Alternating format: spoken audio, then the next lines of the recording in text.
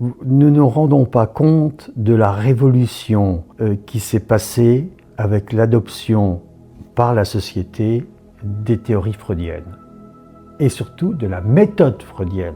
Freud est un génie parce qu'il nous a mis sur une voie. Il a constaté, pour commencer, que quelquefois, il y avait des actes que nous faisions à notre insu.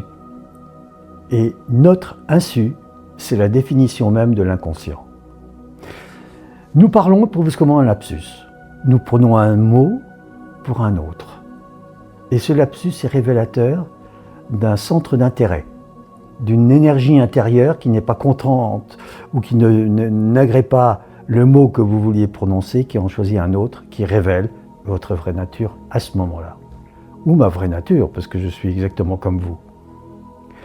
Eh bien, cette révolution du XXe siècle, par un homme qui était un homme comme les autres, hein, et qui n'avait pas beaucoup de...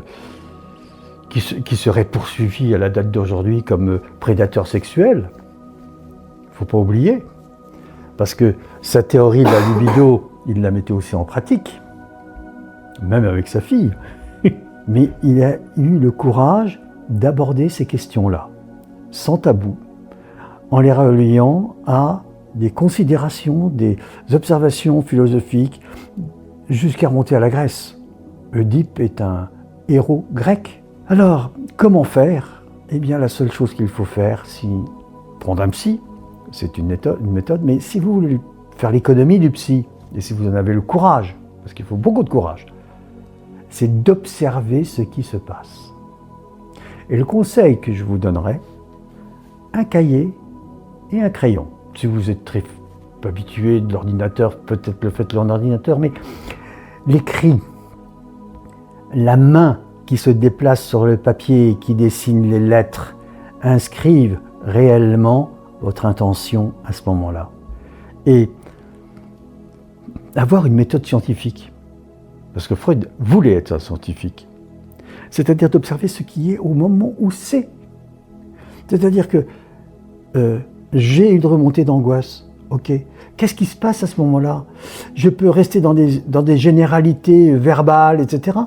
Mais je peux commencer à décrire que ça, par exemple, j'ai la gorge qui se serre. Puis j'ai des, qu'est-ce qui se passe au niveau des sentiments en même temps?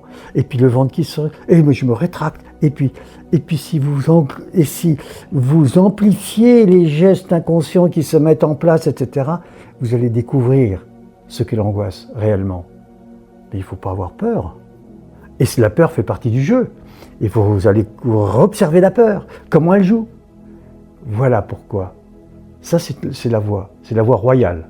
Si vous voulez dépasser vos fonctionnements, observez-vous. Sans jugement, avec beaucoup d'amour, beaucoup de tendresse. L'amour est peut-être trop. Avec beaucoup de tendresse, sans forcer. Observez d'une façon scientifique, avec tendresse. C'est cela, mon conseil, pour dépasser vos structures mentales. Inscrivez-vous à un entretien gratuit avec moi en cliquant sur la description de cette vidéo.